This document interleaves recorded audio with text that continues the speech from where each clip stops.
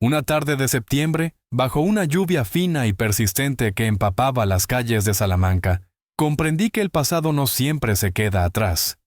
Me llamo Antonio Rivas, tengo 70 años, y vivo solo en una pequeña casa adosada cerca del barrio de San Bernardo. Aquella tarde, mientras amasaba pan dulce, una costumbre que conservo desde mi infancia en el pueblo, escuchaba las risas claras de mis dos nietos desde el salón. Veían su dibujo animado favorito, ese del osito que tanto les hace reír. Entonces sonó el timbre. 2 golpes secos, impacientes, como si la persona al otro lado no conociera la palabra esperar. Me quedé quieto con los dedos llenos de harina, sintiendo cómo algo dentro de mí se tensaba. Me limpié en el viejo delantal que perteneció a mi difunta esposa y caminé despacio hacia la puerta. Cuando la abrí, lo primero que vi fue un Mercedes negro brillante aparcado frente al portón. Un coche así no se veía en esta calle sencilla. Frente a mí estaba Rubén, mi exyerno, el hombre que abandonó a mi hija Laura, cuando supo que estaba embarazada de una niña. Llevaba un traje elegante pero arrugado, el pelo mojado, y los ojos clavados en el suelo. A su lado, sus padres, don Ernesto y doña Alicia Morales, parecían salidos de otro mundo, impecables, altivos y calculadores. Doña Alicia llevaba un abrigo beige caro y en las manos sostenía una enorme cesta de regalo, envuelta en celofán, vino de reserva, frutas tropicales, bombones finos. Su sonrisa era tan falsa como fría su mirada. «Buenas tardes, señor Rivas», dijo con voz melosa. «Con esta lluvia hemos decidido pasar a saludarle». Extendió la cesta como si me estuviera ofreciendo una tregua. «Hemos echado tanto de menos a los niños», añadió alargando cada palabra como un actor de teatro barato. «Los niños necesitan una familia completa». ¿No le parece sus frases eran cuchillos disfrazados de caricias? Sabía perfectamente que no habían venido por afecto. No acepté la cesta. Di un paso atrás y abrí más la puerta sin invitarles a entrar. Mantenerme sereno fue un esfuerzo titánico. Por dentro temblaba como un chaval, pero por fuera me mantuve firme. Habían pasado 3 años desde que echaron a mi hija embarazada de su casa, por no darles el nieto varón que soñaban. Y ahora, con la lluvia golpeando el alero, el pasado venía a tocar el timbre. Pero esta vez, yo ya no era el mismo hombre de antes. «Pasen, por favor». «Fuera llueve con fuerza», dije con tono neutro, como si recibiera a visitantes cualquiera. Entraron y el sonido de sus zapatos sobre la madera vieja resonó en toda la sala. Las miradas de doña Alicia se movieron de un rincón a otro, juzgando con superioridad cada detalle de mi modesta casa. Don Ernesto, más serio, se sentó en el sofá rígido sin relajarse ni un segundo. Rubén permaneció de pie con la cabeza baja, como un hombre que ha perdido más de lo que está dispuesto a admitir. Fui a la cocina y serví 3 tazas de manzanilla humeante, intentando que no se me notara el temblor en las manos. Cuando regresé, doña Alicia retomó su papel teatral con voz dulce, pero cargada de cálculo. «Sabemos que cometimos errores, pero estos 3 años han sido un castigo. No hemos dormido en paz ni una noche. Solo queremos compensar a nuestro nieto», pronunció nieto como una flecha directa al corazón. Sabía que habían escuchado rumores sobre Mateo, pero no conocían la verdad. Y yo no iba a permitir que se salieran con la suya.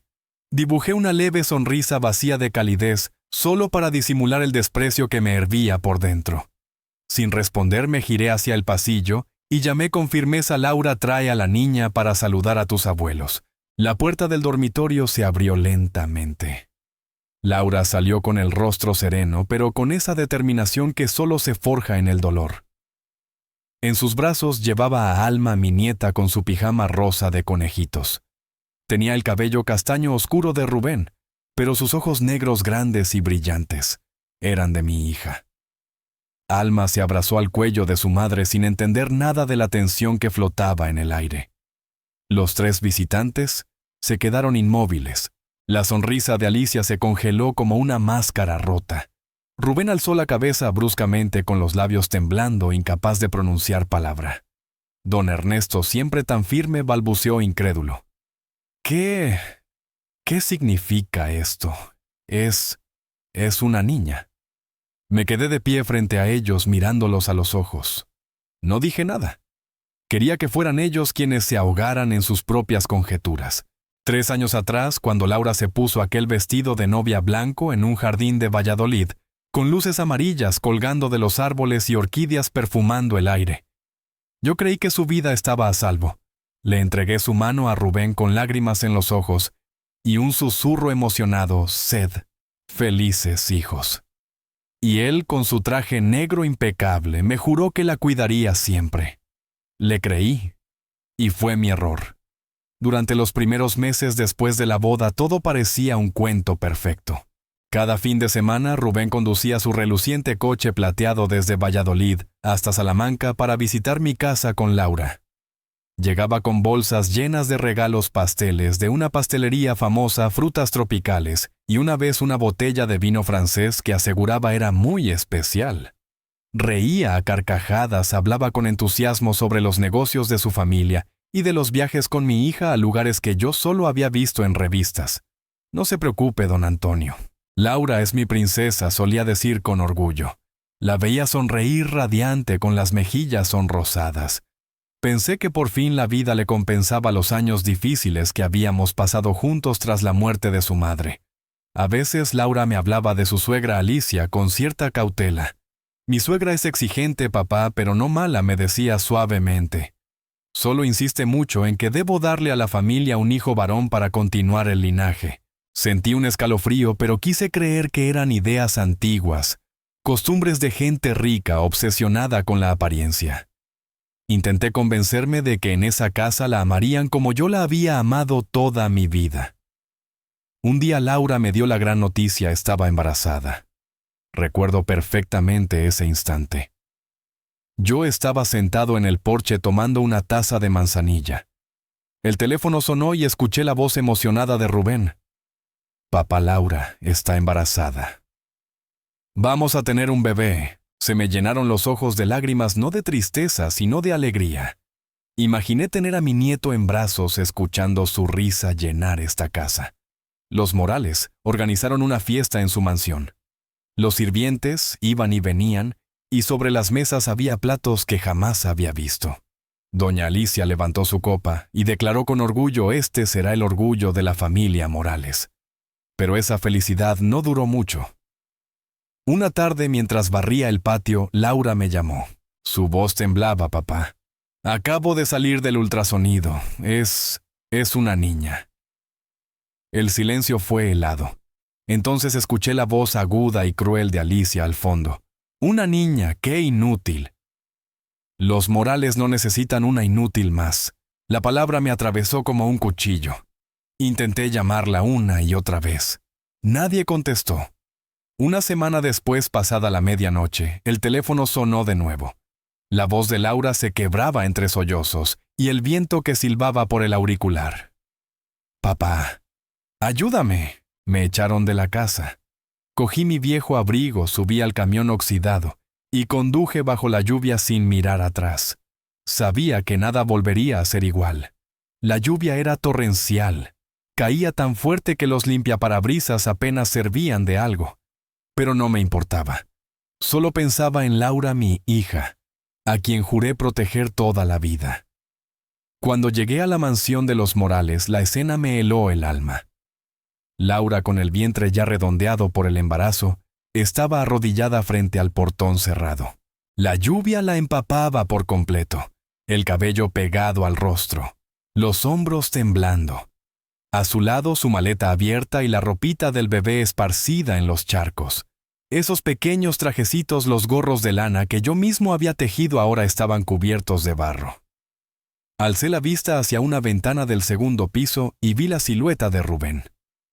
Solo fue un segundo antes de que la cortina se cerrara de golpe. Ni siquiera tuvo el valor de enfrentarnos. Corrí bajo la lluvia y la abracé con fuerza. Laura, soy yo, papá. Susurré con la voz quebrada. Me quité el abrigo y se lo puse encima, intentando cubrirla del frío que calaba los huesos. Laura levantó la mirada, tenía los ojos enrojecidos y el rostro pálido.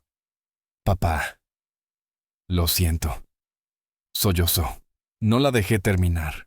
La ayudé a ponerse de pie. La llevé despacio hasta la vieja furgoneta y recogí cada prenda, cada calcetín diminuto, como si recogiera pedazos rotos de nuestras vidas. No podía dejar que me viera derrumbarme. No, esa noche. Cuando puse mi mano en su hombro, la sujeté con fuerza. Y dentro de mí hice una promesa silenciosa. Desde hoy nadie volverá a lastimar a mi hija. Nadie. Al día siguiente de traerla de vuelta a Salamanca, me puse a limpiar su antigua habitación, aquella al fondo del pasillo donde había crecido entre sueños. Corrí las cortinas para dejar entrar la luz, limpié el polvo del escritorio y quité con cuidado las fotos de boda que aún colgaban en la pared. Laura me ayudaba en silencio doblando mantas con movimientos lentos, como si intentara doblar también su dolor. Las primeras noches me despertaba sobresaltado por su llanto ahogado en la habitación de al lado. Una noche incapaz de soportarlo más, empujé la puerta y la vi acurrucada abrazando su vientre. «Perdóname, hija», murmuraba entre lágrimas. Me senté a su lado y la abracé fuerte. «No tienes nada de qué culparte, Laura. Eres la mujer más fuerte que conozco». Le preparé comidas calientes, caldo de pollo con jengibre, sopa de legumbres y zumo de naranja recién exprimido. La sacaba a caminar por el barrio cada tarde entre árboles y cantos de mirlos. Pero las miradas y murmullos de los vecinos eran cuchillos. «Señor Rivas, ¿su hija fue abandonada por su marido?», me preguntó una vecina en el mercado. Sonreí con frialdad. «Los asuntos de mi familia los arreglo yo», y me alejé sin mirar atrás. Por fuera aparentaba calma, pero por dentro sentí un dolor profundo de esos que no tienen palabras. No solo sufría por Laura, mi hija, sino por lo cruel que podía llegar a ser el mundo con ella. Una semana después recibimos la llamada del abogado de Rubén. Su voz era suave, demasiado educada, como quien intenta cubrir la crueldad con cortesía. Pidió una cita para finalizar los trámites del divorcio. Miré a Laura. Ella asintió con una mirada cansada pero firme. «Vamos, papá», dijo. Fuimos a una cafetería de Salamanca, no a una oficina elegante como había imaginado. El local olía a café recién molido y madera vieja. Las lámparas amarillentas colgaban sobre las mesas como si observaran en silencio nuestra tristeza. Rubén llegó puntual con los ojos fríos, sin mirar ni una sola vez a Laura. Se sentó frente a nosotros junto a su abogado como quien firma un contrato más. Puso sobre la mesa un cheque con una cifra que me dejó sin aliento. Lo empujó hacia Laura y dijo con voz monótona: «Tómalo y no vuelvas a aparecer frente a mí». Observé a mi hija en silencio. Ella miró el cheque, luego levantó la vista y lo miró directamente a los ojos. Por primera vez no tembló ni mostró miedo.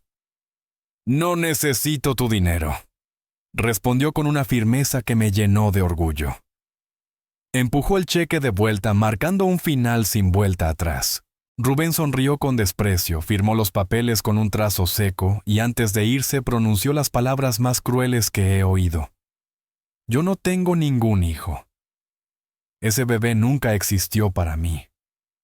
Sentí su mano bajo la mesa. La apreté para que no notara mis lágrimas. Unos meses después, en una noche de tormenta mientras doblábamos la ropita del bebé, Laura se llevó las manos al vientre y gritó: «Papá, me duele mucho». Había roto aguas. Faltaba un mes para el parto. Llamé a la ambulancia, pero la tormenta había bloqueado las carreteras. No lo pensé dos veces, la cargué en mi vieja furgoneta y conduje bajo la lluvia. Llegamos al centro de salud comarcal, pequeño y humilde. Un médico anciano y dos enfermeras nos esperaban con rostros preocupados. Laura me apretaba la mano con fuerza mientras yo susurraba: «Aguanta, hija». «Papá está aquí». Después de horas de angustia, un llanto claro llenó la sala. «Es una niña sana», anunció la enfermera. Lloré aliviado. Laura sonrió débilmente con los ojos brillando de amor. Pero el médico frunció el ceño y volvió a escuchar el vientre. «Esperen, esto no ha terminado. Hay otro bebé». Quedé paralizado. 15 minutos después, otro llanto más fuerte aún atravesó la sala como un rayo de vida. Alma no estaba sola en el mundo. El médico alzó al segundo bebé con la voz entrecortada, casi incrédula. Dios mío, es un niño. Ha tenido mellizos. Un niño y una niña. Sentí como las lágrimas me empañaban los ojos. Abracé a mis 2 nietos abrumado por una mezcla de alegría y tristeza, como si la vida nos hubiera arrebatado tanto solo para devolvernos algo aún más grande.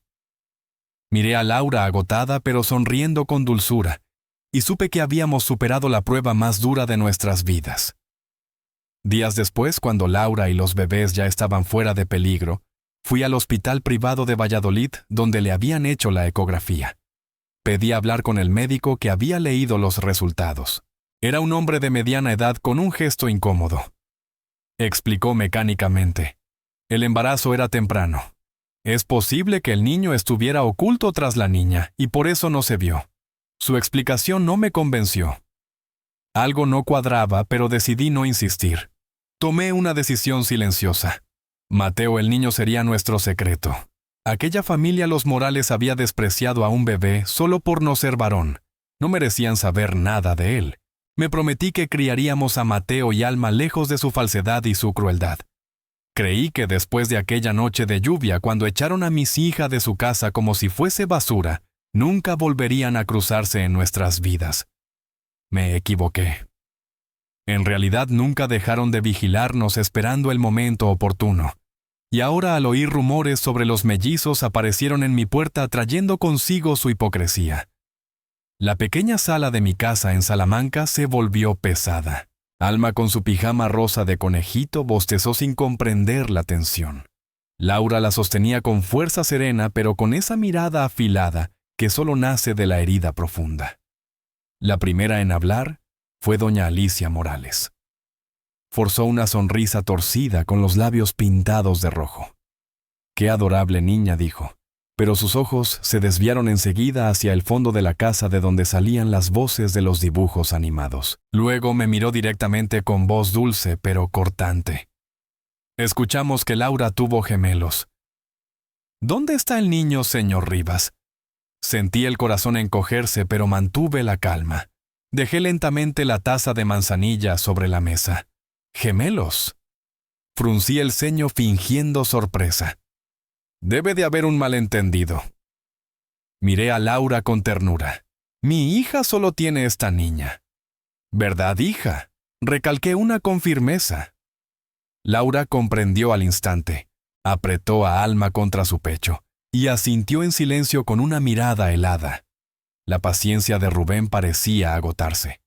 Se levantó de golpe y el aire en la sala se volvió aún más denso. ChatGPT, Jan Noy.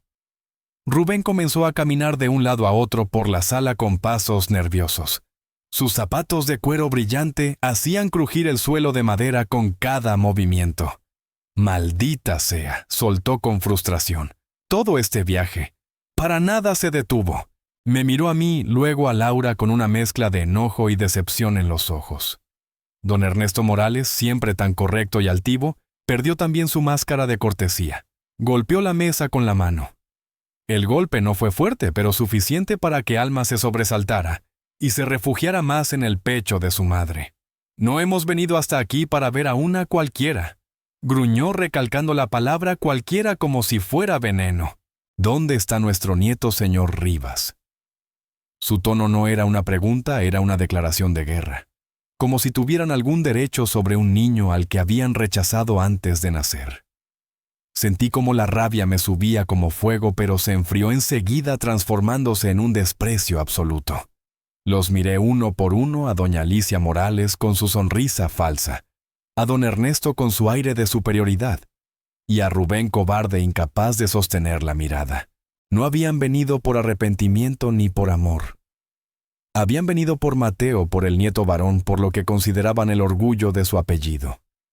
Para ellos, Alma no existía. Me levanté despacio, caminé hasta la puerta principal y la abrí de par en par. El aire frío de Salamanca entró con olor a lluvia. Me giré hacia ellos y dije con voz tranquila pero firme: si han venido buscando al nieto legítimo, se han equivocado de casa.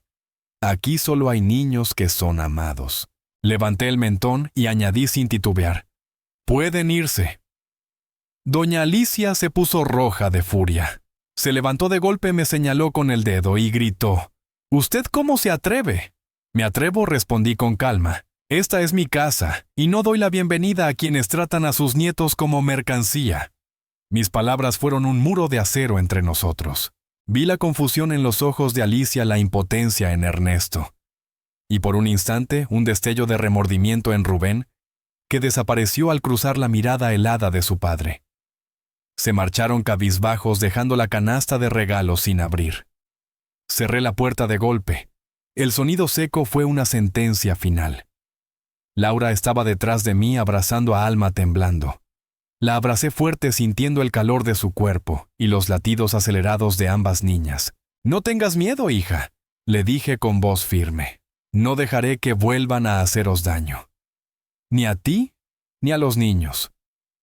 Las semanas siguientes transcurrieron en una calma tensa. Mi casa seguía llena de las risas de Alma y Mateo, pero yo no podía quitarme de encima la sensación de inquietud. Me volví más precavido. Cada vez que un coche pasaba frente a la casa, mi corazón se encogía. Sabía que aquella historia aún no había terminado. Una tarde de otoño, mientras remendaba el suéter azul de Mateo, escuché que llamaban a la puerta. Era doña Carmen, mi vecina de toda la vida, con un plato humeante de pan de plátano recién horneado. Se sentó en la cocina, dio un sorbo a su té y sin mala intención comentó: «Estos días hay un hombre raro rondando la esquina, preguntando por su casa Antonio». Sus palabras me atravesaron como una aguja. «¿Cómo dice?», pregunté intentando sonar sereno, aunque mis dedos apretaban la aguja con fuerza. Doña Carmen se encogió de hombros. «Preguntó dónde vivía usted, cuántos viven aquí. Y también por los niños». No le dije nada, por supuesto. Le agradecí con una sonrisa forzada.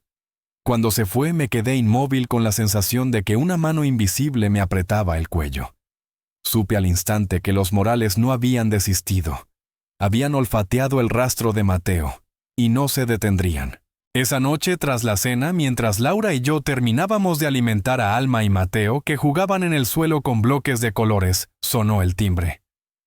El sonido metálico seco se sintió como una advertencia. Laura me miró con preocupación y abrazó instintivamente a Alma. Respiré hondo, caminé hasta la puerta y la abrí preparado para lo que fuera. Bajo la luz amarillenta del porche, vi a Rubén y a su padre, don Ernesto Morales. Ya no traían el Mercedes reluciente, sino un viejo sedán, como si quisieran fingir humildad. Rubén llevaba un suéter gris en lugar de sus trajes caros. Su expresión de arrepentimiento parecía perfectamente ensayada. Bajó la mirada y dijo con voz temblorosa a Antonio: «La última vez fue porque estábamos impactados. Le pedimos a usted y a Laura que nos perdonen». Sus palabras sonaban vacías, memorizadas. Crucé los brazos bloqueando la entrada. «El cansancio no es excusa para negar a tu propia sangre», respondí con frialdad. Don Ernesto dio un paso al frente imponente. «Ya lo sabemos todo, señor Rivas. Sabemos que Laura tuvo gemelos, un niño y una niña. Nuestros hombres los vieron en el parque. Sentí la sangre subir a la cabeza, pero no mostré miedo». «¿Sus hombres?», pregunté con ironía. «Así que nos espían como si fuéramos criminales». Rubén levantó la vista por primera vez mirando a Laura, que estaba detrás de mí con Alma en brazos. «Laura, te lo ruego. Déjame ver a mi hijo. Quiero ser su padre», recalcó hijo como si Alma no existiera. Solté una risa seca. «Padre, renunciaste a ese derecho hace 3 años cuando dejaste que mi hija se arrodillara bajo la lluvia, cuando dijiste que ese bebé no te importaba». Mis palabras cayeron como un golpe seco. Y por primera vez, Rubén no supo qué responder. «ChatGPT, ya no y el bebé que llevaba en el vientre nunca existió», escupió Rubén con voz helada. Di un paso al frente pronunciando cada palabra con firmeza. «Si de verdad extrañas a tus hijos, aquí tienes a mi hija y a mi nieta. Pero ustedes las trataron como basura. No merecen volver a ver a ninguno de mis nietos. Mis palabras fueron como una muralla de acero.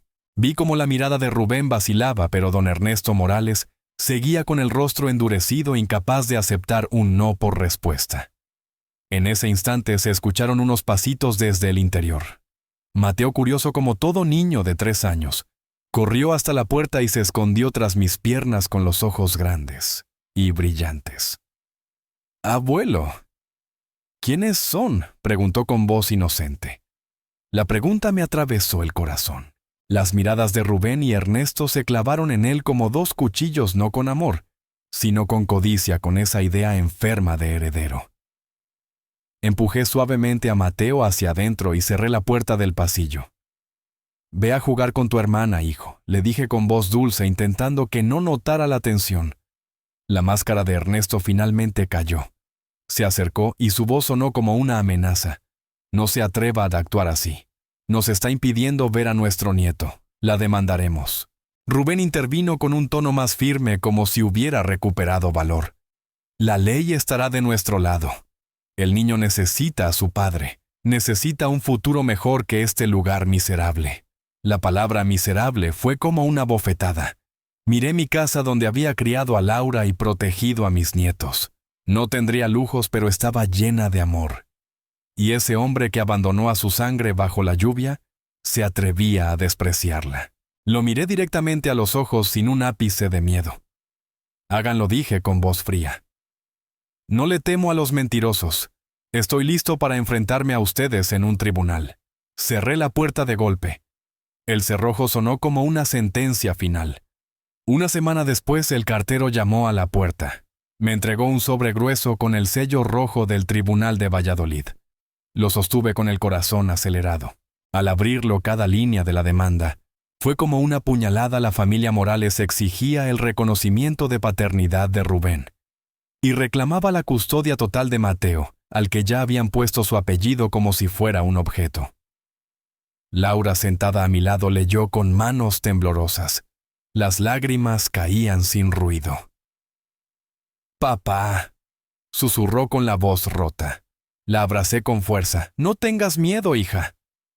«La verdad estará de nuestro lado», le dije, aunque por dentro temblaba. A la mañana siguiente abrí el periódico local. En primera plana, la abuela egoísta impide que vean a su nieto legítimo. La guerra acababa de comenzar. Acompañaba al titular una fotografía cuidadosamente preparada. Rubén, demacrado, aparecía sentado junto a sus padres mayores, doña Alicia secándose unas lágrimas perfectamente fingidas con un pañuelo de seda. El artículo era una completa mentira. Decían que habían sido engañados sobre la existencia de Mateo, que habían intentado reconciliarse y que Laura y yo lo habíamos impedido. Lo peor era que insinuaban que teníamos al niño para sacarle dinero a su familia rica. Leí aquellas palabras apretando el periódico hasta arrugarlo mientras la rabia me invadía, seguida de una tristeza profunda. No solo querían quitarme a Mateo, también querían destruir nuestra dignidad, convertirnos en los villanos de su historia. Esa misma mañana llevé a Alma y a Mateo al mercado de Salamanca. Como siempre, me tomaban de las manos contándome emocionados historias de su jardín de infancia. Pero noté las miradas frías a nuestro alrededor. La vendedora de verduras, que solía recibirme con una sonrisa esta vez, pesó los productos en silencio y luego se apartó sin mirarme. Un frutero cercano murmuró a un cliente: «¡Qué avaros! Se quedan con el niño para sacarle dinero a los ricos». Cada palabra fue como una aguja directa al corazón. Apreté más fuerte las manitas de mis nietos y forcé una sonrisa para que no notaran nada. «Abuelo, ¿por qué la señora no me dio un caramelo hoy?», preguntó Mateo con inocencia. Le acaricié la cabeza. «Se le habrán acabado». «Mañana te compro uno», dije con voz temblorosa. Pero ambos sabíamos que no era cuestión de caramelos, era el juicio del mundo. La siguiente prueba fue en la reunión mensual del club de lectura, mi refugio de siempre. Antes me recibían con libros, té y risas. Esa tarde la presidenta cambió repentinamente el tema, la importancia del linaje familiar. Algunas murmuraban, otras me evitaban la mirada. Sentí una barrera invisible levantarse a mi alrededor. Me levanté en silencio y me fui a mitad de la reunión. Afuera el atardecer bañaba la calle en tonos dorados, pero yo me sentí más sola que nunca. No podía quedarme esperando. No permitiría que los Morales reescribieran nuestra historia con mentiras. Fui a ver al abogado Rojas, un viejo amigo de mi difunta esposa. Aunque retirado, su reputación de hombre justo seguía viva. Me recibió en su casita con un jardín de margaritas amarillas. Escuchó con atención desde la noche en que Laura fue echada hasta la demanda por Mateo. Antonio, le ayudaré, no por dinero sino por justicia, dijo con firmeza. Volví a casa, abrí una vieja caja de madera y saqué el expediente de divorcio donde Rubén había firmado renunciando voluntariamente a todos sus derechos sobre el hijo que estaba por nacer. Ese papel sería nuestra primera arma en esta batalla. Dentro de aquella vieja caja de madera junto al expediente del divorcio, encontré una hoja amarillenta. Era una carta escrita por Rubén con rabia acompañada de un cheque. La frase en tinta descolorida me seguía hiriendo cada vez que la leía. No quiero tener nada que ver contigo ni con ese niño.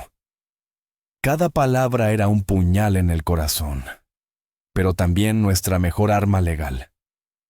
Junto a esa carta guardé cuidadosamente los documentos que demostraban que durante 3 años, Laura y yo habíamos cubierto todos los gastos de Mateo y Alma: leche, pañales, consultas médicas, ropa, vacunas.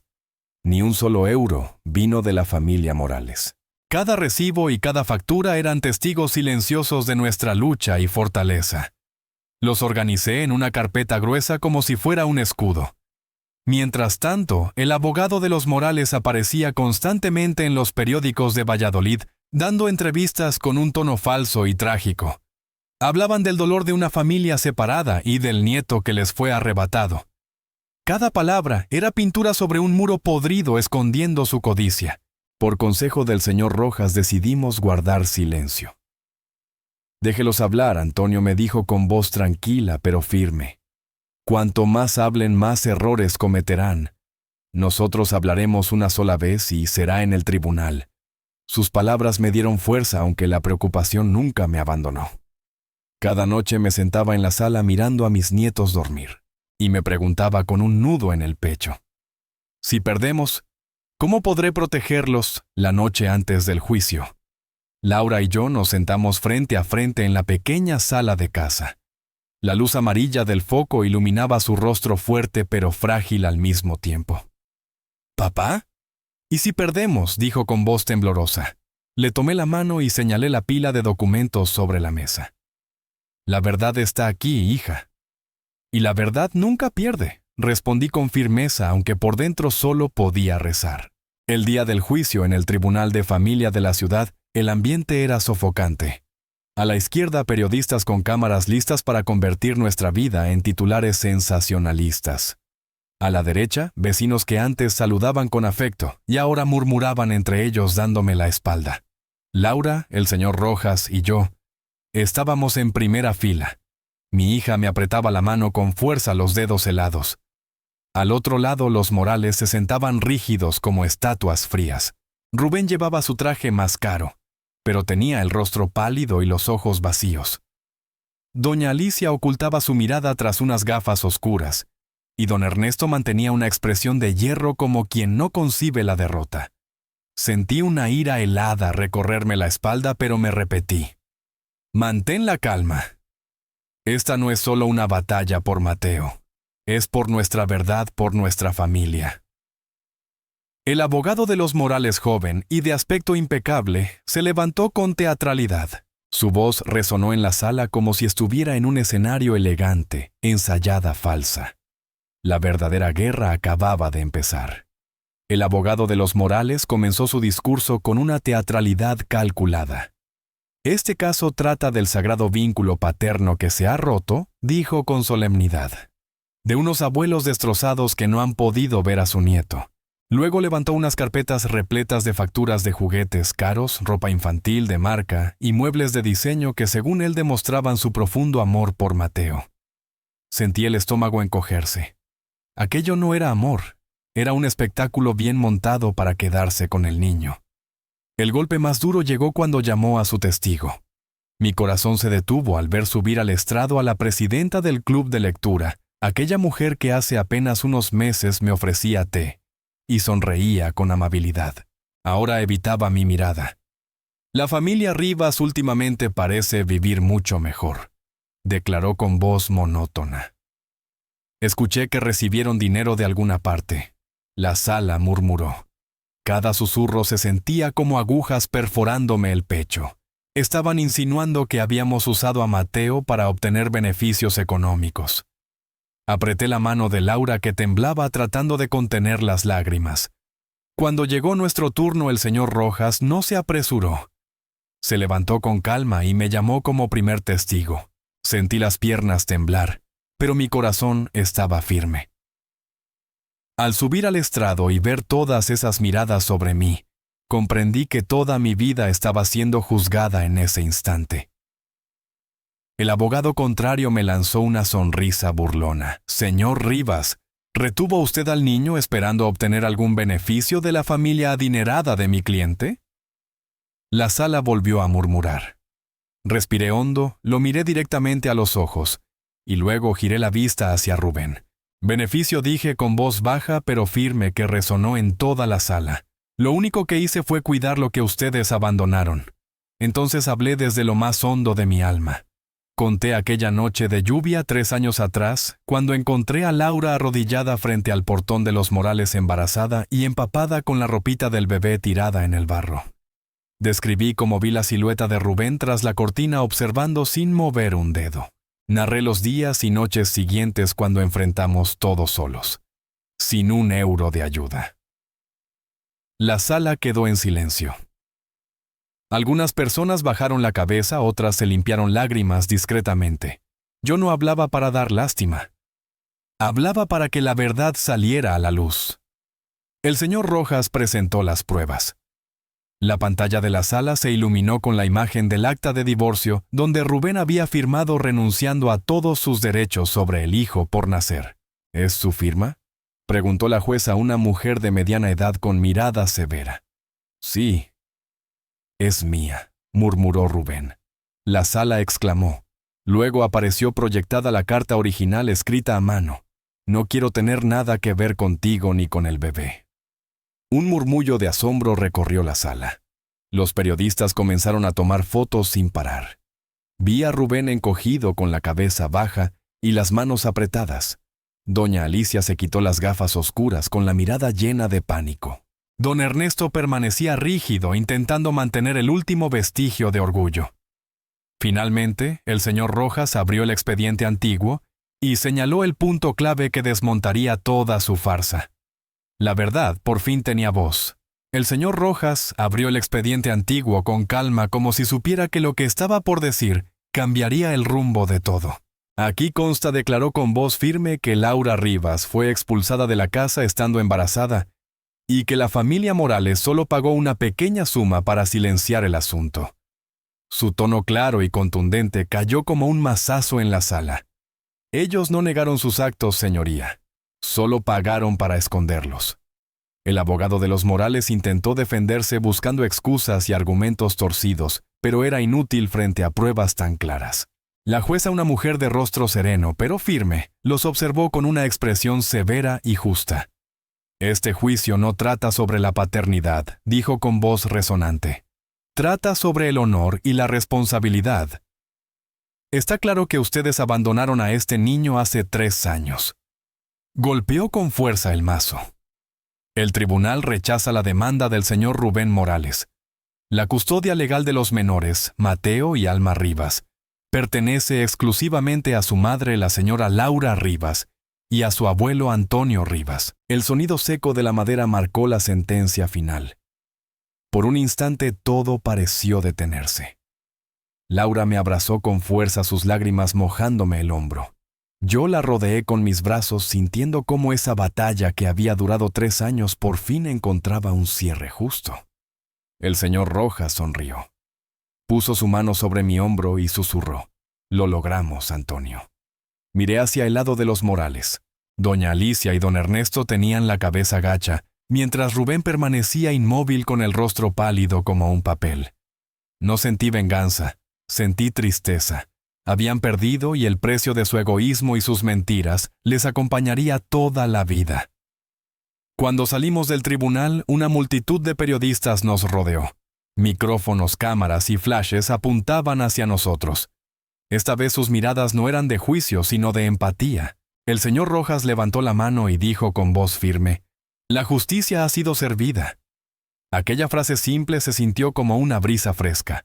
Del otro lado, la familia Morales no tuvo la misma suerte. Los reporteros los rodeaban, los flashes parpadeaban sin descanso. La gente gritaba. Rubén, con la cara grisácea, intentaba abrirse paso entre la multitud, mientras sus padres necesitaban guardaespaldas para llegar al coche. Los observé marcharse cabizbajos. No sentí placer, sino una profunda tristeza. Habían cavado su propia tumba con cada acto de desprecio y ambición. A la mañana siguiente me levanté temprano. Preparé una taza de manzanilla y abrí el periódico más grande de Valladolid.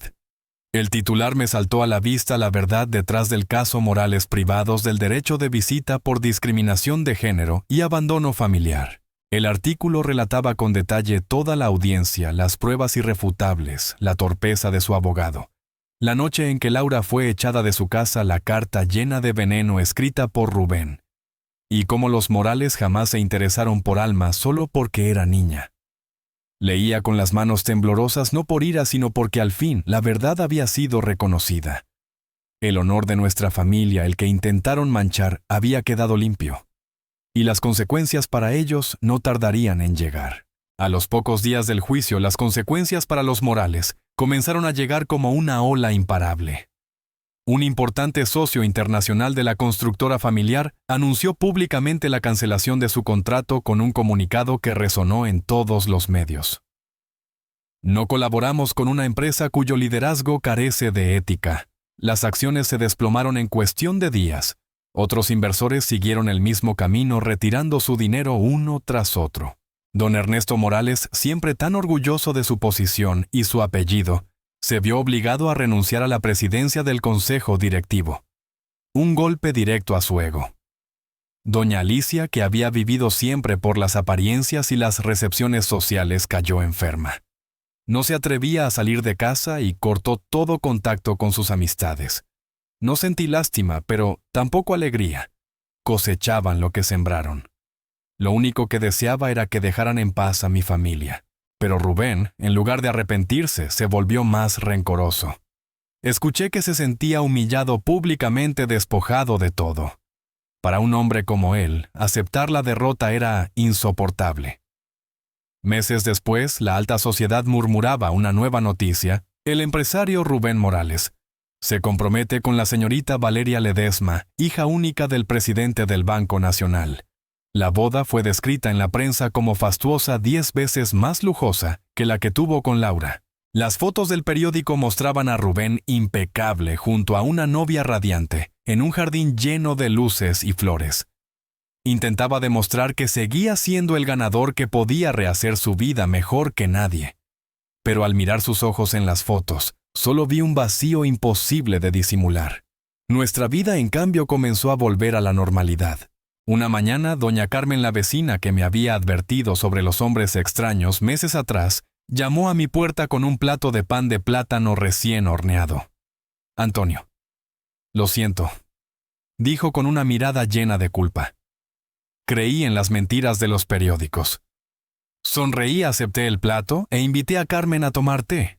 Poco a poco, las mujeres del club de lectura empezaron a contactarme de nuevo. Una de ellas, doña Rosa, incluso me envió una carta escrita a mano pidiendo disculpas por haber dudado de mí. La leí con alivio, aunque con cierta tristeza. Las heridas que dejan las traiciones no desaparecen del todo. Laura también cambió durante esos meses. Ya no lloraba ni cargaba rencor. Una tarde, mientras doblaba la ropa de Alma y Mateo, entró con un periódico bajo el brazo. En la portada aparecía la boda de Rubén y Valeria. Esperé alguna lágrima, alguna palabra amarga. Pero Laura simplemente dobló el periódico con calma y lo dejó sobre la mesa. «Ya no me importa, papá», dijo con voz serena y firme. Él puede vivir la vida que quiera, pero yo tengo a Alma y a Mateo. Eso es suficiente. La miré y sentí que la fuerza había reemplazado al dolor. Esa noche, mientras les leía un cuento a los niños antes de dormir, eché un vistazo al periódico sobre la mesa. La foto de Rubén sonreía bajo la luz, pero yo también sonreí para mis adentros. Porque cuando alguien necesita demostrar que es feliz, es porque está vacío por dentro. No lo pensé con burla, sino con la calma de quien ha sobrevivido a la tormenta. La verdadera felicidad no necesita demostrar nada. ChatGPT Jan Noy. La verdadera felicidad no está en lo que se muestra al mundo, sino en momentos como este cuando me siento en esta vieja butaca escuchando las risas de Alma y Mateo, sintiendo el calor de mi familia a mi alrededor. Han pasado 3 años desde el juicio, y nuestra vida ha encontrado un nuevo ritmo. No siempre ha sido fácil, pero lo hemos construido con amor. Laura consiguió un trabajo de contable a media jornada en una pequeña librería del centro de Salamanca. No gana mucho, pero es suyo. Y sobre todo, ha recuperado algo que durante años estuvo roto su confianza. Sus ojos brillan cuando habla de los libros nuevos que llegan o cuando ayuda a algún cliente a encontrar su novela favorita. Esos momentos me dan paz. Es como ver cómo cicatrizan las heridas que la familia Morales dejó atrás. Mateo y Alma ya tienen 6 años y han comenzado la primaria. Mateo es un torbellino siempre corriendo con su balón de fútbol, como si fuera un tesoro. Puede pasar horas en el patio jugando con los niños del barrio. Alma, en cambio, es más tranquila. Le gusta sentarse junto a la ventana y llenar hojas con dibujos de margaritas. Sus risas, sus voces, su presencia. Son la luz de esta casa. A veces aún escucho rumores sobre los Morales. Su empresa sobrevivió gracias al apoyo económico de la familia Ledesma, pero jamás recuperaron el prestigio de antes. Don Ernesto apenas aparece en público. Doña Alicia, que vivía de las apariencias, desapareció de las fiestas de la alta sociedad. Para mí todo eso es solo un recordatorio, la justicia, aunque tarde llega. Una noche de otoño el aire frío entraba por las rendijas mientras recogía la mesa. Laura revisaba las tareas de los niños y se reía suavemente cuando Mateo le enseñaba un ejercicio que su maestra había elogiado. Todo era calma, el roce de las hojas de los cuadernos, las voces suaves, la calidez de hogar.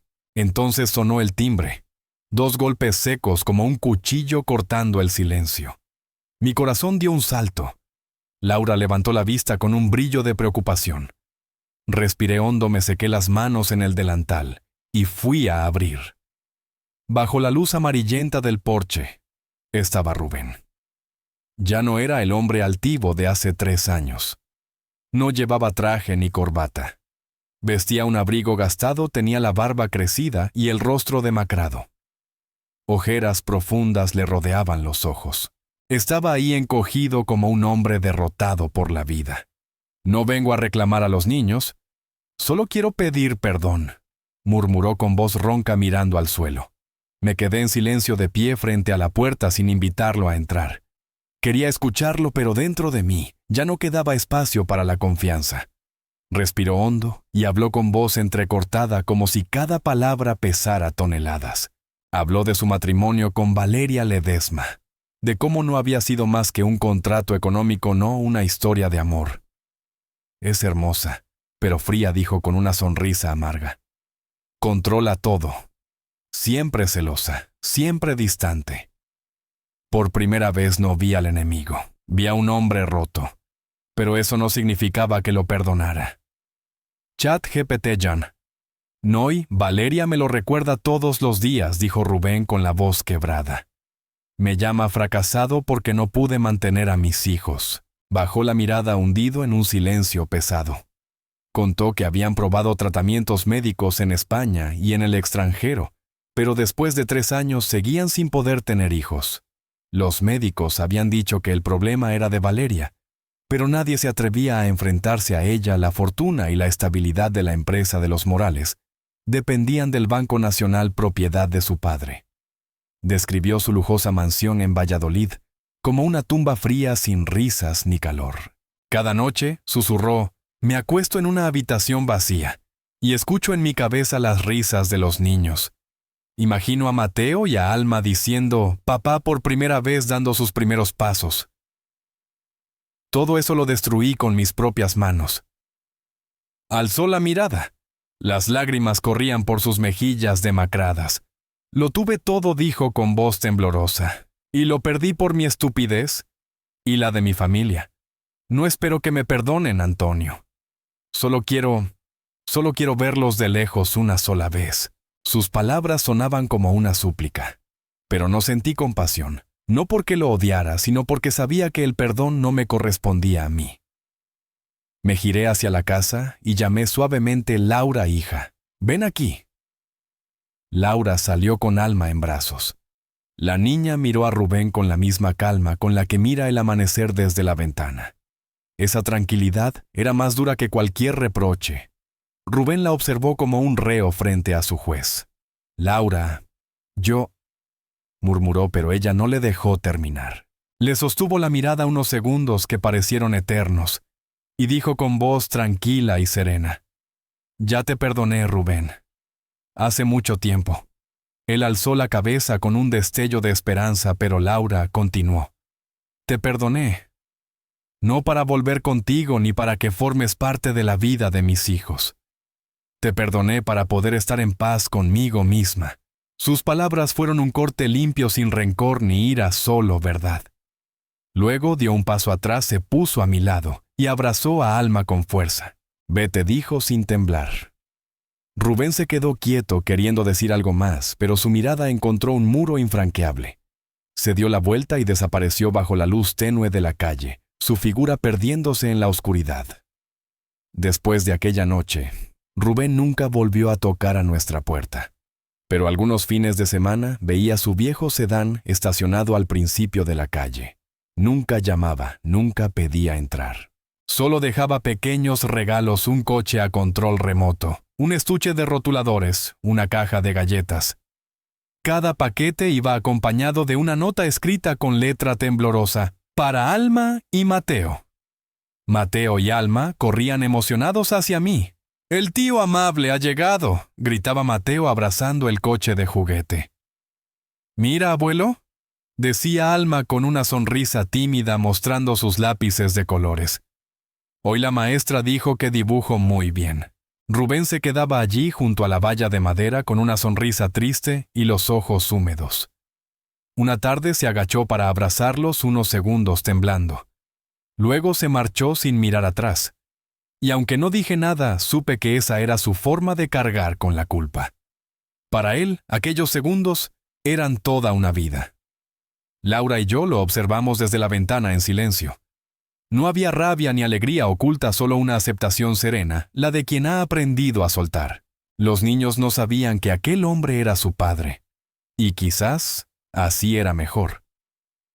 El día del aniversario de la muerte de mi esposa, como cada año, Laura y yo llevamos a Alma y a Mateo al cementerio para visitar su tumba. El camposanto estaba a las afueras de Salamanca, rodeado de hileras de eucaliptos que se mecían suavemente con el viento. El murmullo de las hojas parecía un susurro amable. Me arrodillé frente a la lápida, limpié la piedra con cuidado y deposité un ramo de crisantemos amarillos, las flores que ella amaba. Alma y Mateo jugaban cerca, sus risas infantiles, llenando el aire tranquilo con un eco que parecía bendecirlo todo. Me senté junto a la tumba y susurré. «¿Ves, amor? Estamos bien. Laura es más fuerte de lo que pensabas, y los nietos son nuestra mayor alegría». Laura se sentó a mi lado y apoyó la cabeza en mi hombro sin decir nada. Su calor me envolvió en una sensación profunda de calma. Entonces habló con voz suave como si el viento se la llevara, papá. Ya no siento odio por Rubén, solo siento alivio. Verlo así no me da felicidad. La miré en silencio, le acaricié el cabello y sonreí. Has aprendido una lección que muchos adultos nunca logran. A veces la verdadera victoria no está en vencer al enemigo, sino en encontrar la paz dentro de uno mismo. Asintió con una luz distinta en los ojos, como si al fin hubiera soltado un peso invisible. Sentí orgullo de verla convertida en la mujer fuerte que siempre supe que podía ser. Al regresar a casa, la luz del atardecer doraba la pequeña calle arbolada. Estaba abriendo la puerta cuando vi a Rubén frente a la cerca. Esta vez no traía regalos. Solo estaba ahí con las manos en los bolsillos de su abrigo gastado. Su rostro estaba más demacrado que la última vez, las ojeras más hondas, los hombros más vencidos. Me miró. En sus ojos ya no había súplica, solo el cansancio de quien ha perdido demasiado. Mateo y Alma lo vieron y corrieron hacia él. «Tío bueno», gritó Mateo tirándole de la mano. «Hoy fuimos a visitar al abuelo. Vive en la colina. Hay muchos árboles bonitos. Le hice un dibujo», añadió Alma con dulzura. «¿Quieres verlo, Rubén?» Se agachó y les acarició la cabeza con una sonrisa triste. Entonces Mateo, con su inocencia luminosa, preguntó: «Tío, ¿tú tienes papá? El mío me quiere mucho». La pregunta fue como un puñal silencioso. Rubén quedó paralizado sin respuesta. Bajó la cabeza y apretó suavemente el cabello de Alma, como si quisiera retener ese instante. Laura estaba en el umbral observando. En sus ojos ya no había tormenta ni rencor. Yo me quedé a su lado sintiendo su fortaleza. Rubén levantó la vista, nos miró. Y sin decir una sola palabra, se dio la vuelta y se alejó. Su figura se perdió entre los tonos anaranjados del atardecer. Alma y Mateo corrieron a la casa riendo, hablando sin parar de su día, como si la visita de aquel tío amable no hubiese sido más que un parpadeo. Levanté la vista al cielo claro, donde unas aves volaban hacia sus nidos. Sentí una paz extraña, la de quien sabe que la tormenta, aunque no se olvida, ha pasado. No sé qué nos deparará el futuro. Tal vez Rubén siga viniendo cada fin de semana a observarlos en silencio. Pero lo que sí sé es que nosotros ya no tenemos miedo. ¿Seguirá Rubén observándolos desde lejos? No lo sé. Algún día Alma y Mateo descubrirán la verdad sobre su padre, pero no temo a ese momento. Porque sé con absoluta certeza que hemos sobrevivido a la tormenta y encontrado refugio en la calma. Entré en la casa. Vi a Laura jugando con los niños. Y las risas llenaban cada rincón como música suave.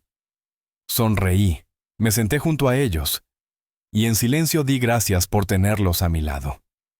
No importa cómo cambie el mundo allá afuera, mientras estemos juntos, siempre tendremos un hogar. Después de todo lo que hemos pasado, he comprendido que la vida nunca es sencilla para quienes eligen el camino correcto. Pero es en medio del dolor, donde uno aprende el verdadero significado de la fuerza. Entendí que el amor auténtico no nace del dinero, ni del apellido, ni de los lujos, sino del sacrificio silencioso y del corazón que protege lo que es justo. La felicidad no está en las mansiones, está en la sonrisa de los niños cuando crecen rodeados de amor. Perdonar no es una señal de debilidad, es liberarse de las cadenas del odio. No vencimos con dinero ni poder, vencimos con verdad, fe y amor. Y aprendí algo más valioso aún. Cuando una madre o un abuelo se levanta para proteger a su familia, ningún poder en el mundo puede derribarla. La historia que acabas de escuchar tiene nombres y lugares modificados para proteger la identidad de las personas. No la cuento para juzgar, sino para que alguien que sufre en silencio sepa que no está solo. Si tú estuvieras en mi lugar, ¿qué harías? ¿Guardarías silencio para no romper la paz? ¿O lucharías para recuperar tu voz? Cada historia puede ser una luz para otra familia. Dios siempre bendice, y creo con firmeza que el valor nos guía hacia días mejores. En esta pantalla final te dejaré 2 de las historias más queridas del canal. Estoy seguro de que te emocionarán. Gracias por acompañarme hasta aquí.